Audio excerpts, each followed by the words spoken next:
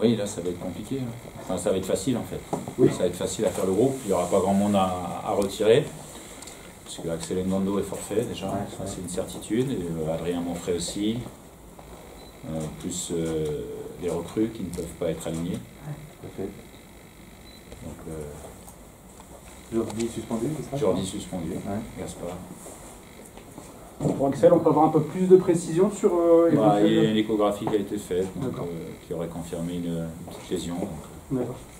Donc ça veut dire quelques semaines à Ça veut dire qu'il y a un certain temps. Ouais. Voilà, c'est pas 3 jours, ni une semaine. Ouais. Donc on revient presque avant chaque match. Toujours les mêmes, c'est comme ça.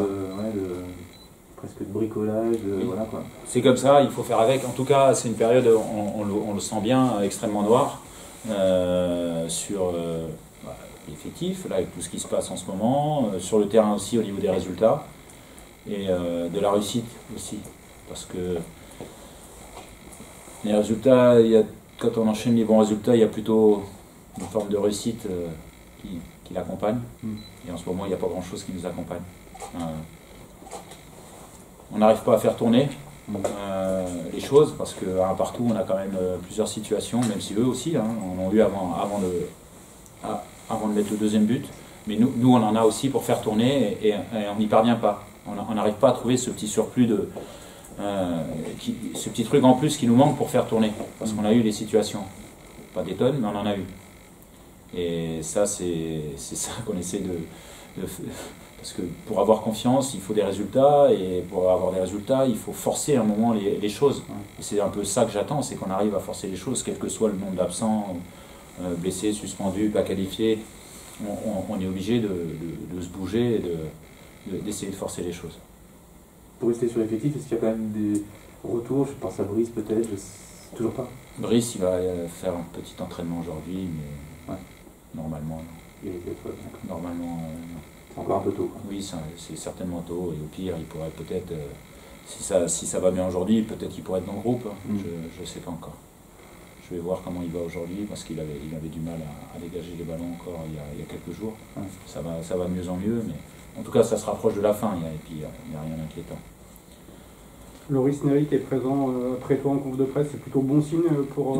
Oui, disons qu'il est opérationnel, ça c'est une bonne chose. Après, il n'a pas joué depuis le match d'Ajaccio, je pense. Il avait une lésion, il avait fait une petite rechute. Donc oui, ça tombe pas trop mal parce que sur les postes de défenseurs dans le groupe, c'est compliqué aujourd'hui.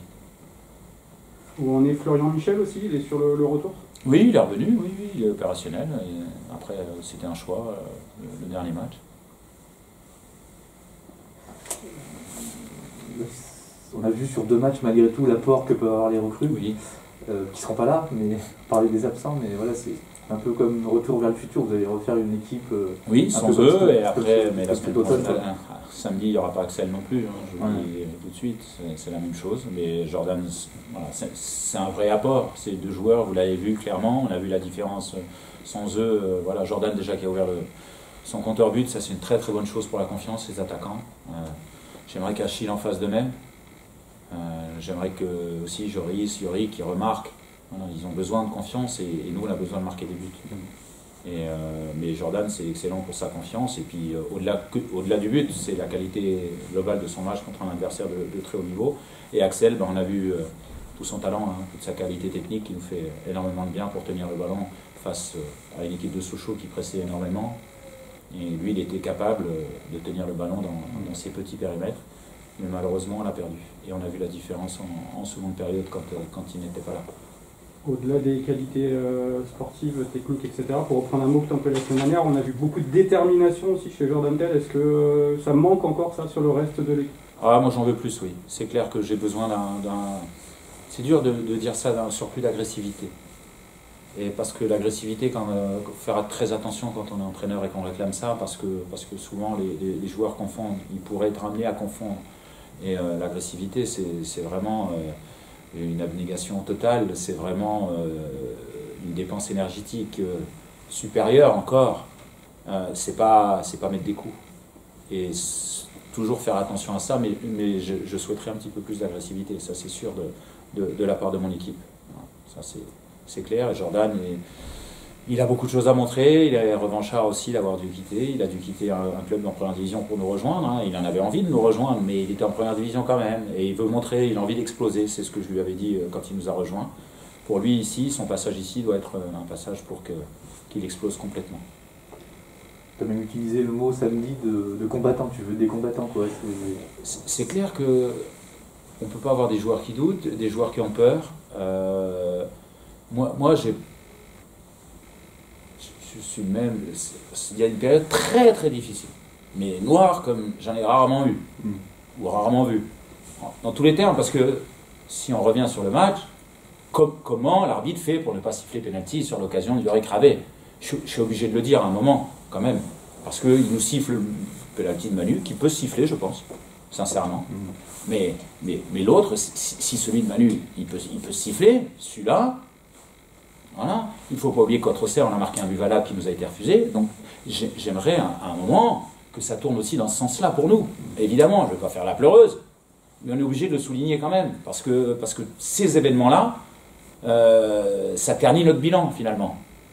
Parce qu'avec ces 2 points-là, hein, et si on marque le penalty à 2-1, je ne suis pas sûr que Sochaux gagne le match ou qu'il y ait match nul. Je pense qu'on peut le gagner. Et il y a des tournants, voilà, et ça en fait partie, on est extrêmement noir. Donc, dans ces périodes-là difficiles, les valeurs, c'est travail, solidarité, le combat, il faudra jouer, bien évidemment, mais il faut des hommes forts mentalement. Je t'avais demandé avant Auxerre s'il y a un groupe qui vivait trop bien, finalement, c'était pas un risque. Je te repose la question, est-ce que ce groupe-là, aujourd'hui, est capable de se faire mal, est capable de faire les efforts nécessaires par rapport à la situation? Les efforts sont plutôt faits par rapport à l'adversaire, même si j'attends toujours plus, c'est plutôt fait quand on regarde les données athlétiques, mais je pense qu'il peut encore gagner ce groupe. Là-dessus, il doit encore gagner. Encore. C'est déjà mieux, je pense, par rapport à la prise de conscience. Heureusement. Mais je pense qu'on peut encore prendre plus conscience de ça. Et chaque match peut me donner des réponses sur ça. Déjà, vous avez une première réponse sur ne serait-ce que la première mi-temps contre Sochaux. Oui. Là, ce match en retard qui permet de vous remettre les compteurs à égalité avec tout le monde est une bonne opportunité. Voilà, on l'a pas gagné ce match. On l'a pas perdu, mais on l'a pas gagné. Donc pour l'instant, je mets pas dans ces perspectives-là. Moi, ce qui m'intéresse, c'est qu'on prenne des points. On n'a pas su en prendre, bien évidemment que j'ai envie. Mais je peux pas dire c'est un match qui va nous rapporter. Non, on ne sait pas. On sait pas. Je veux pas l'aborder comme ça. Il faut être sérieux, respecter l'adversaire qui est une équipe de transition redoutable, une équipe très à l'aise à l'extérieur. Même s'ils ont perdu là à Amiens, ils ont eu énormément d'occasions. Donc voilà, moi je reste prudent. Après cette première mi-temps, contre une équipe excellente, hein, Sochaux, attention, excellente, hein, de très très haut niveau dans ce championnat. Oui, j'ai eu des réponses quand même. Franchement, on a eu des difficultés, ça a tangué par moment, mais on a su aussi poser les problèmes parce qu'on a quand même marqué, on a tiré sur le poteau, on a forcé le gardien à faire des arrêts.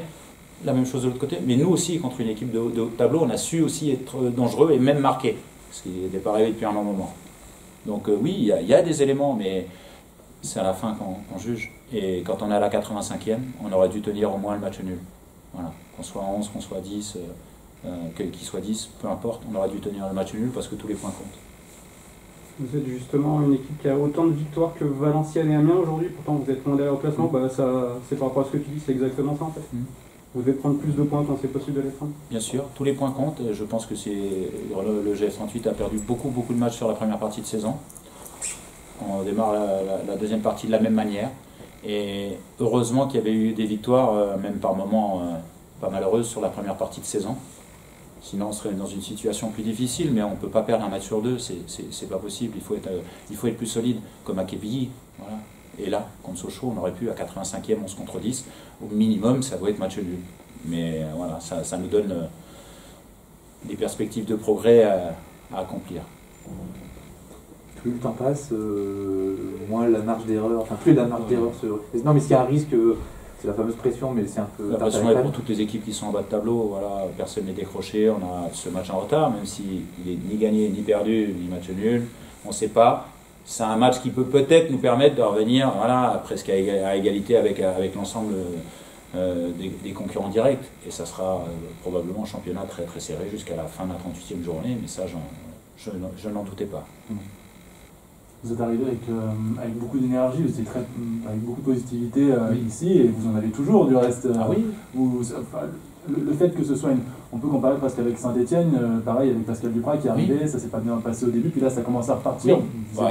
Il a changé son équipe aussi complètement. Hein. Nous on a fait avec nos moyens, on a vu l'apport de Jordan Tell et d'Axel Mbando. Bon, là je vais devoir me passer l'un des joueurs pendant longtemps, mais oui, moi, quand on est entraîneur comme ça, manager, on doit entraîner les gens.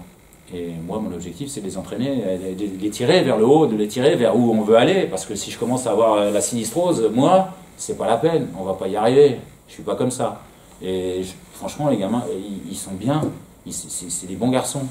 Voilà, il faut simplement qu'on arrive à faire tourner. Je suis persuadé que, franchement, si cette Chkoun, on arrive à passer ce cap, ça va redémarrer. Ça va redémarrer. Mais il faut passer ce cap. Tu as été entraîneur d'une équipe de haut de tableau. Alors au-delà du discours à la presse où il faut gagner tous les matchs, est-ce que malgré tout, il y a certains déplacements chez des équipes difficiles à domicile où tu te disais c'est bien de ramener un point, et d'autres au contraire où tu te disais là, il faut aller gagner? Est-ce que du coup Grenoble n'est pas dans cette situation-là aujourd'hui de proie quelque part pour les équipes qui viennent au Stade des Alpes? J'y pensais parce que concrètement ce choix fait rentrer des attaquants pourtant à 10 contre 11 en fin de match. Pour oui, mais attaquant pour attaquant, ils n'ont pas simplement pas fermé parce qu'ils voyaient qu'ils gardaient quand même pas une maîtrise, mais en tout cas c'était à égalité au niveau de la possession à peu près. Chaque équipe avait ses temps forts et ses temps faibles. Il a simplement ramené de la fraîcheur sur ses attaquants pour défendre correctement, tout en gardant la possibilité mais il avait la possibilité de le faire. Hein. Il y a des joueurs sur le banc qui sont entrés Ambry et Virginius de très très grande qualité. Donc après c'est une question d'effectif aussi pour le faire. Est-ce qu'on est une proie? Les équipes qui pensent qu'on est une proie, tant mieux. Tant mieux. Tant mieux. J'espère qu'on répondra sur le terrain et qu'on montrera le contraire.